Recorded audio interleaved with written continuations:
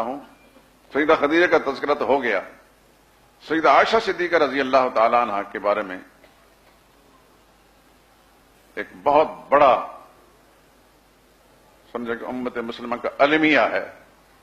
ام المؤمنین عائشہ صدیقہ کے بارے میں کہا جاتا ہے کہ 6 سال کی عمر میں رسول اللہ صلی اللہ علیہ وسلم کے ساتھ نکاح ہوا اور 9 سال کی عمر میں رخصتی ہوئی۔ ہم چونکہ سارے مقلد ہیں، ہمارے حضرت نے یہ کہا ہے، فلاں حضرت نے یہ لکھا ہے، فلاں حضرت نے یہ لکھا ہے، بس آنکھیں بند کر قبول کر لیتے ہیں۔ امام بخاری نے لکھا ہے، امام مسلم لکھا کہ 6 سال کی عمر میں، کہ بس ٹھیک ہے جی، بخاری نے لکھا تو پھر کس کی مجال ہے کہ آنکھ اٹھا کر دیکھے۔ اس کا منفی اثر یہ نکلا کہ جتنے بھی خاکے رسول اللہ صلی اللہ علیہ وسلم کے خلاف یورپ کے اندر، مغربی دنیا کے اندر شائع ہوئے ہیں، ان روایات کا سہارا لے کر انہوں نے رسول اللہ صلی اللہ علیہ وسلم کی ذات پر کیچڑ اچھالا ہے۔ حالانکہ یہ روایات راوی کا بیان تھا، رسول اللہ کا فرمان نہیں تھا۔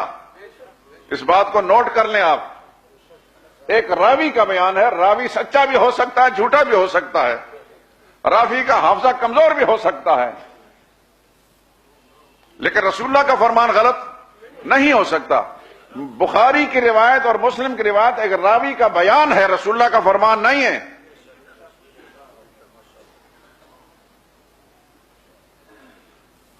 اس کے بعد پھر ہنگامے ہوئے، مظاہرے ہوئے، یہ ہوا وہ ہوا، مرد آباد کہیں ہم کچھ بھی کہیں، لیکن دشمن کو جب ہتھیار ہم خود دیں گے، اس ہتھیار کو ہمارے اوپر استعمال کرے گا، تو پھر ہم کیسا اس کا توڑ کر سکتے ہیں؟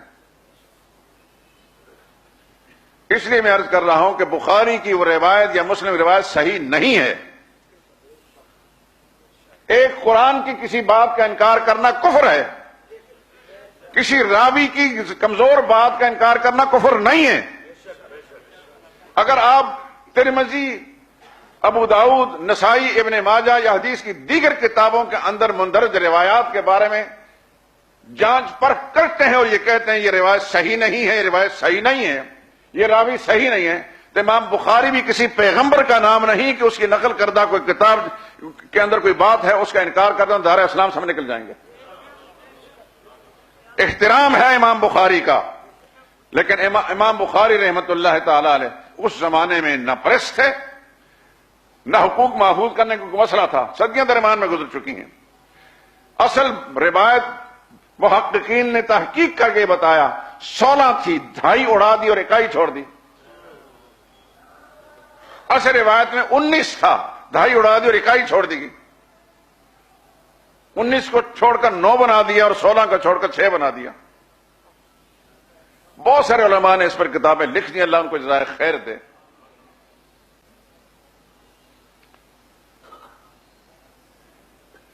تو کب نکاح ہوا؟ عائشہ صدیقہ کی عمر کتنی تھی؟ اس سلسلے میں چند باتیں ابھی عرض کرتا ہوں، پھر انشاءاللہ زندگی نے ساتھ دیا تو آگے عرض کروں گا۔ اللہ کرے کہ میری بات سمجھ میں آ جائے۔ انسان جس لائن پر تجسس کرتے ہیں نا، وہاں سے کچھ نہ کچھ مل جاتا ہے۔ کچھ علماء میرے پاس کوئٹہ سے آئے، میں نے ان کے سامنے کچھ باتیں عرض کی تو خدا کی قسم انہوں نے اتنی دعائیں دی انہوں نے کہ ہمارے پاس کتابیں تھی، پڑھتے ہم تھے، لیکن آپ نے ہمارے ذہن منتقل کر کے ہمارا راستہ کھول دیا۔ سب سے پہلی بات یہ ہے کہ تاریخ کی کتابوں کے اندر، قدیم تاریخ کتابوں میں یہ لکھا ہے، ابو بکر صدیق رضی اللہ تعالیٰ عنہ نے زمانہ جاہلیت میں، زمانہ اسلام سے پہلے جو ان کی اولادیں تھیں وہ کون کون سی تھیں؟ تو اس میں حضرت عائشہ صدیقہ رضی اللہ تعالی عنہا کا نام موجود ہے۔ اب اپنے ذہن کو حاضر رکھیے، رسول اللہ صلی اللہ علیہ وسلم نے جب اعلان نبوت فرمایا ہے تو اس وقت آپ کی عمر مبارک کتنی تھی؟ 40 سال۔ اور پھر مکی زندگی میں رسول اللہ صلی اللہ علیہ وسلم کتنا عرصہ رہے نبوت کے بعد؟ 13 سال۔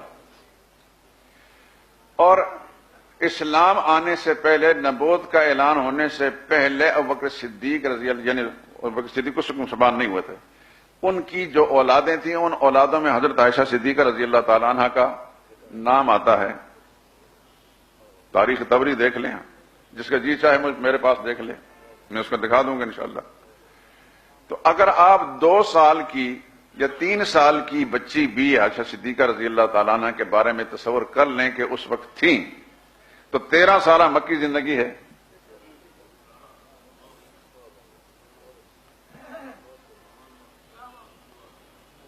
تو عائشہ صدیقہ رضی اللہ تعالیٰ عنہ حضور صلی اللہ علیہ وسلم کی زوجیت میں آتی ہیں تو کتنے؟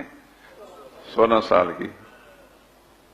ایک بات، ساری حدیث کی کتاب میں سارے مورخین نے، تذکرہ نگاروں نے لکھا ہے ابو بکر صدیق کی بڑی بیٹی،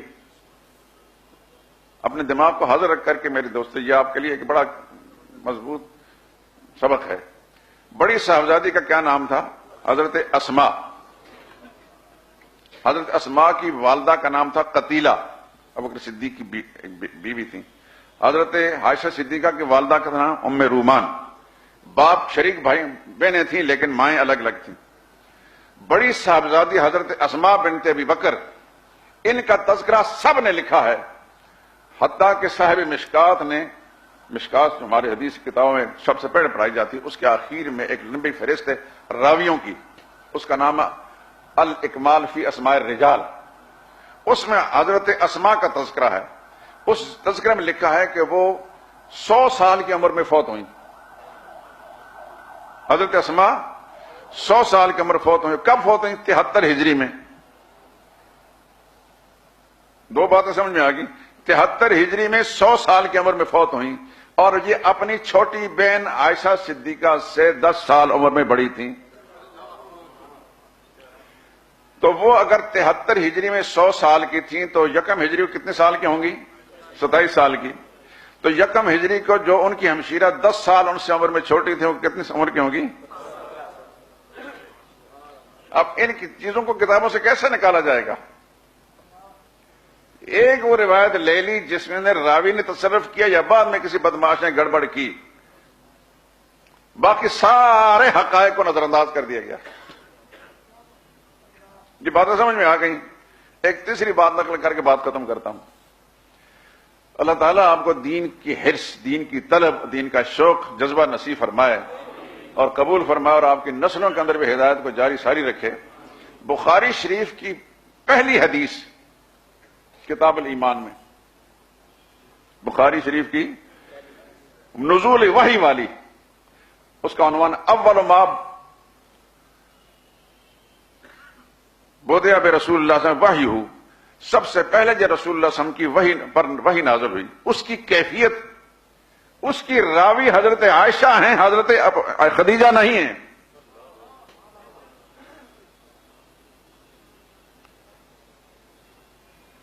تو 40 سال کی عمر میں رسول اللہ صلی اللہ علیہ وسلم پر وحی آئی، تو وحی کی کیفیت کون بیان کر رہا ہے؟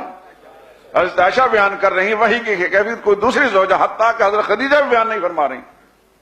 میں نے بتایا نا کوئٹہ کی کہانوں کو میں نے بخاری کھول کر میں نے پڑھے وحی کیفیت. میں نے کہا راوی کون ہے؟ کہتا عائشہ. میں نے کہا سوچیے. تو مجھے اتنی دعائیں انہوں نے دی جن نے کہ ہم ساری زندگی کتاب پڑھتے رہے کہ ہمارا ذہن منتقل نہیں ہوئے. یہ تو بہت ساری باتیں ہیں میرے دوست اور بزرگوں. میں نے